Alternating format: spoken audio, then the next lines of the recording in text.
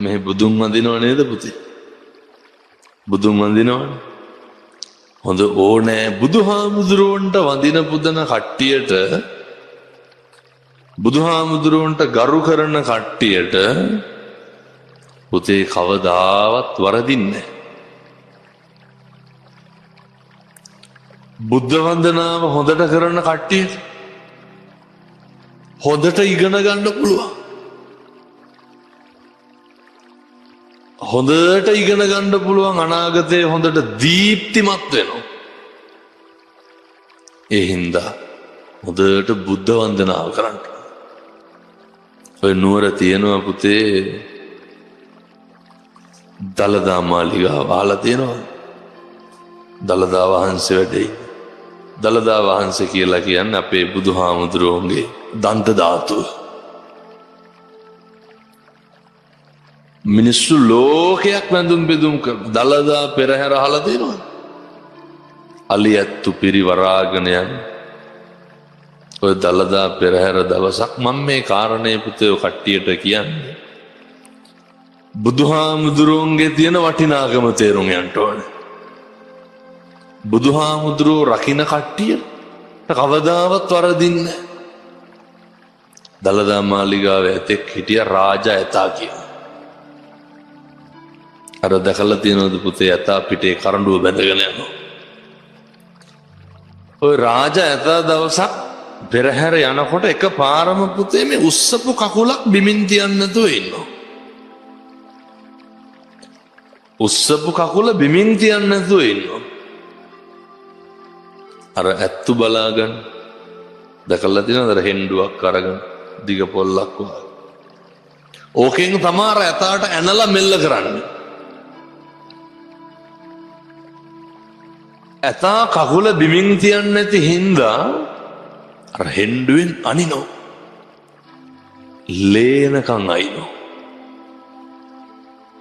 එන්නට ඇතා කකුල බිමින් තියනවා? තියන්නේ නැහැ. දළදා වහන්සේගේ ගිහි බාරකාරයා තමයි පුතේ දියවඩන නිලමෙතුමා. මොකක්ද යාට කියන්නේ?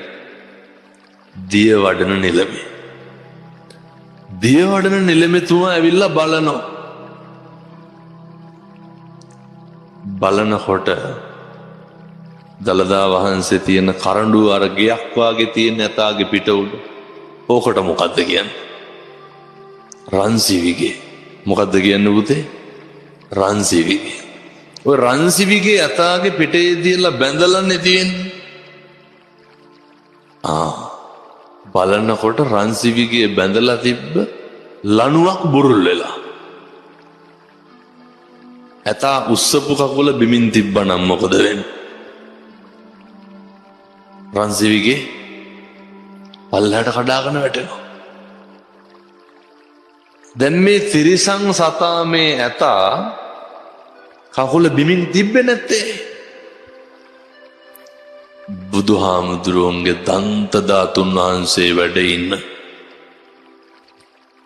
රන්සිවිගේ කඩාගෙන වැටේ කියලා. හෙන්ඩුවෙන් අනිනකොට මේ ඇතාට තිබ්බේ නැද්ද පුතේ කකුල බිමින් තියන්න? තිබ්බා. ඇයි තිබ්බේ නැත්තේ? බුදුහාමුදුරුවන්ට ගරු කරා. දිවි හිමියෙන් බුදුහාමුදුරුවන්ට ගරු කරා. දැන් අපේ දරුවෝ මොකද කරන්න ඕනේ? බුදුහාමුදුරුවන්ට ගරු කරන්න ඕනේ. හොඳට බුදුන් වඳින්න ඕනේ.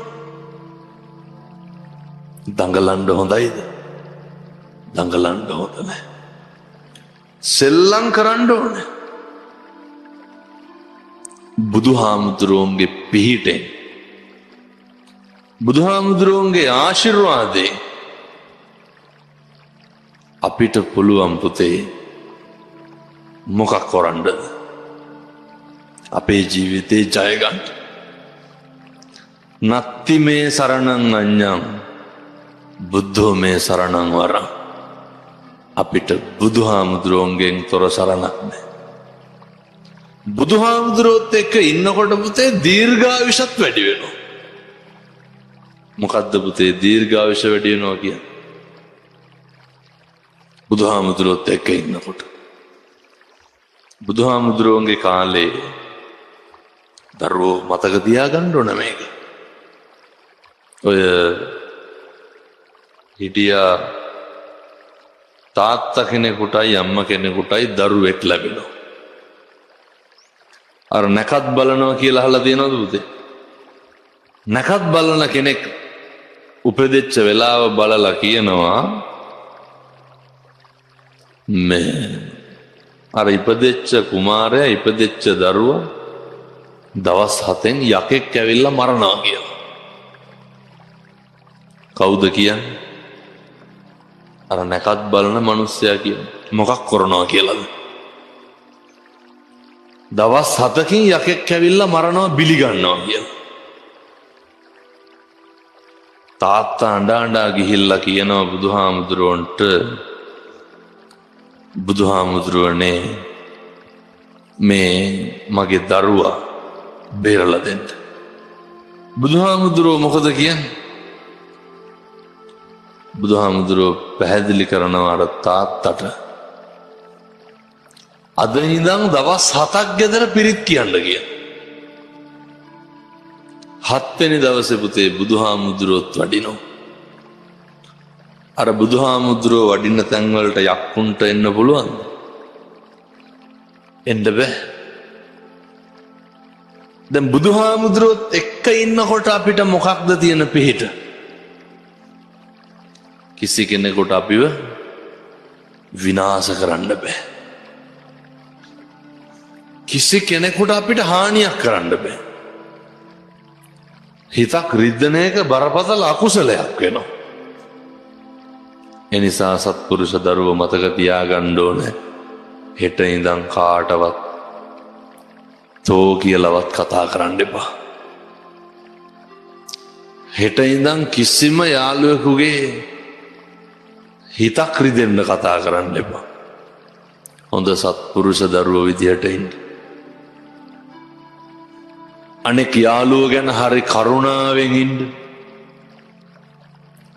අනෙක් යාළුවෝ ගැන හොඳ මෛත්‍රී සාගත සිතුවිල්ලෙන් ඉන්න. කටයුතු කරන හාමුදුරුවරුන්ට, පොඩි හාමුදුරුවරුන්ට, ඒ නැන්දලාට, මාමලාට, අම්මලාට, තාත්තලාට හරියට ගරු කරන්න, හරියට ආදරය කරන්න. මෙහෙම පුතේ දැන් මෙතන හාමුදුරුවෝ කියනවා නේද ඔයාලට මේ දේ වැරදි, මේ දේ හරි කියලා උගන්වනවනේ. මේ දේ කරන්න එපා කියලා කියනව නේද? එපා කියන දේ කරන්න ගියොත් මොකද වෙන්නේ? අර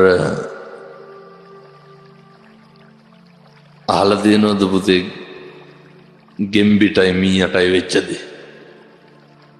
මීයාගේ ගෑනු සතාට මොකක් කියලාද කියන්නේ? ගෙම්බගේ ගෑනු සතා කවුද? ගෙම්බි. ඔය කැලේක ඉන්නවා ගෙම්බියෙකුයි මීයෙකුයි. ගෙම්බි මීයයි කාලයක් ඉන්නකොට ගෙම්බි මීයගේ ප්‍රේම සම්බන්ධයක් පටන් දෙන්න යාළු වෙනවා. කවුරුද යාළු වෙන්නේ? ගෙම්බි මීයයි. දැන් මේ කසාද ගැලපෙනවද? ගෙම්බි බඳින්න ඕන ගෙම්බෙක් නෙමෙයිද? ගෙම්බේ. දැන් පුතේ අර ගෙම්බිට සැකයි මීයා ගෙම්බිව දාලා යයිද කියලා. ගෙම්බි මොකද කරේ? වැල් පොටක් අරගෙන, වැල් දැකලා තියෙනවනේ, වැලක් අරගෙන එක කෙලවරක් බැඳ ගෙම්බිගේ කකුලේ.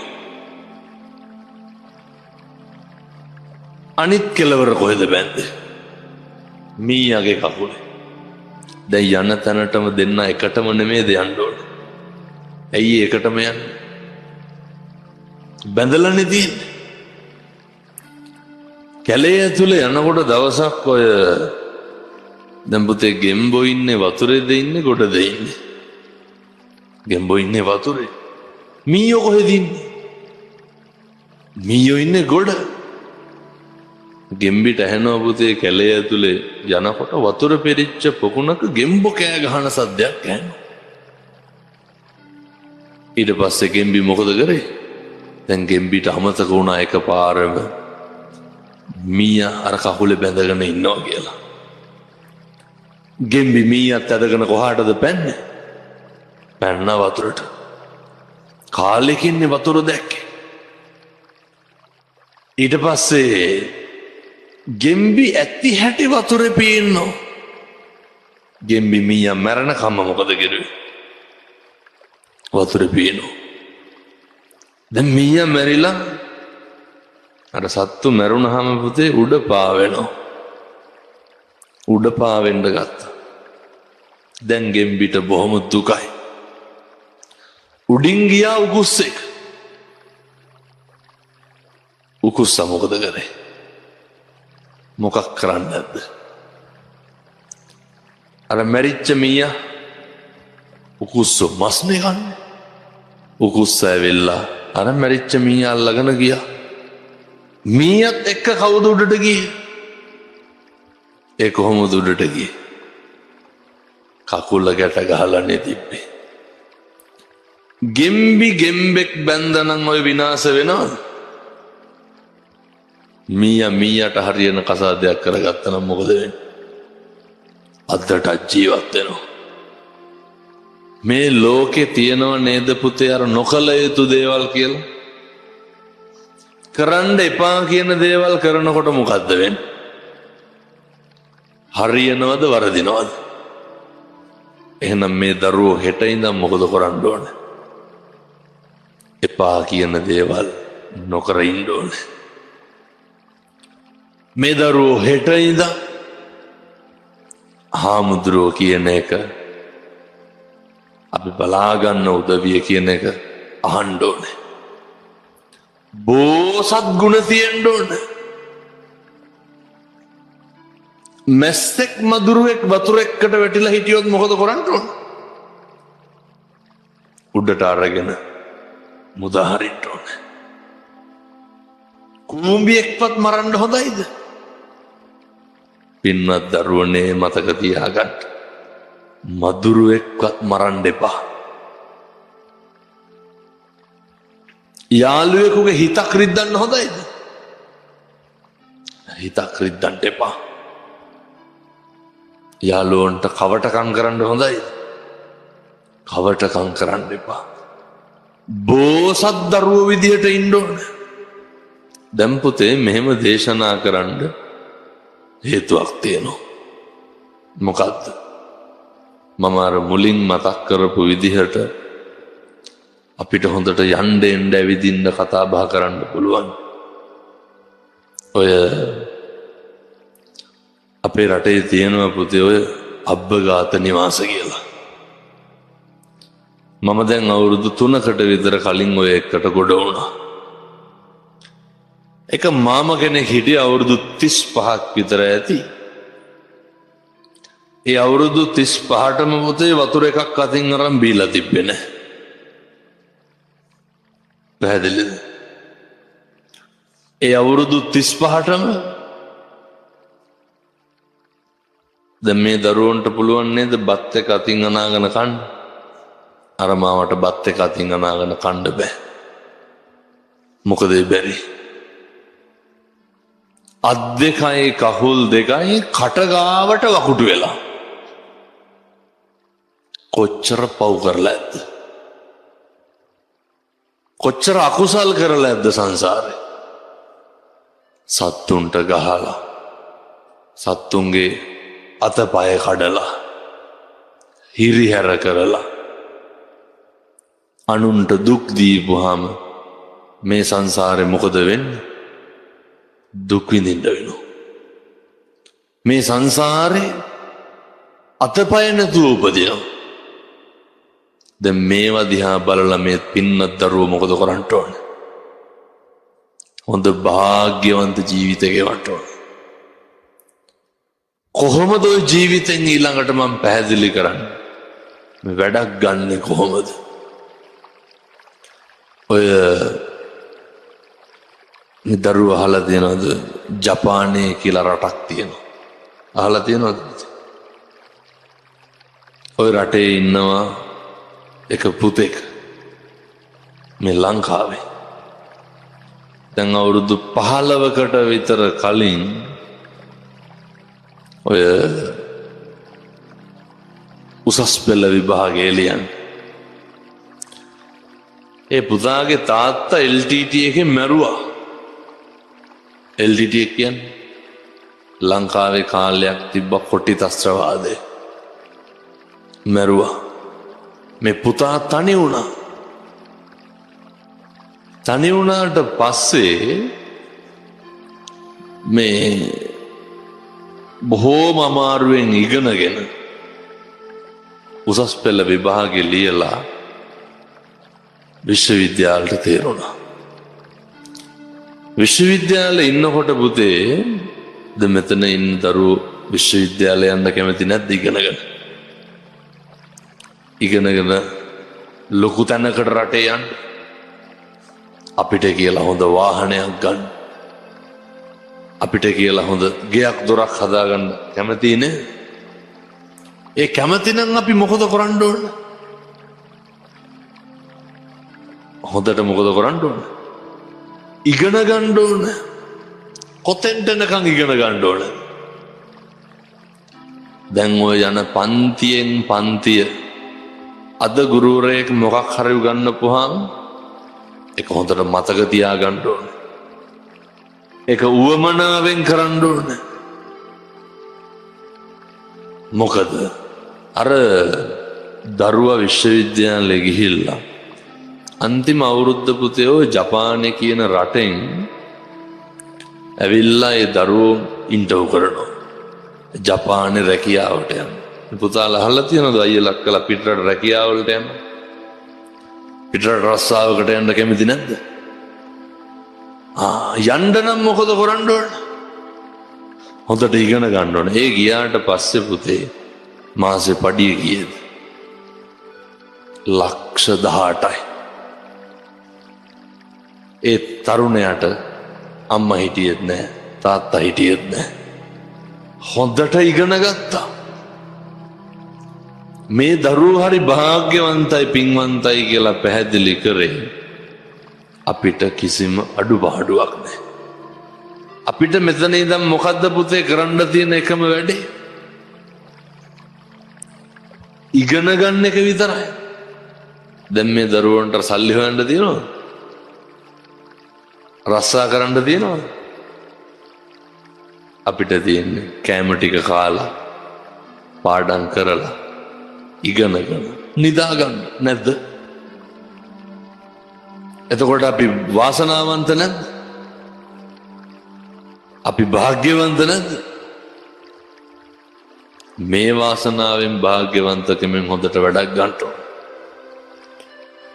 තව අවුරුදු 10ක් 15ක් යනකොට මේ දරුවෝ මේ ලෝකෙ හොල්ලන්න පුළුවන් විශිෂ්ට පුද්ගලයෝ බවට පත් වෙන්න ඕන.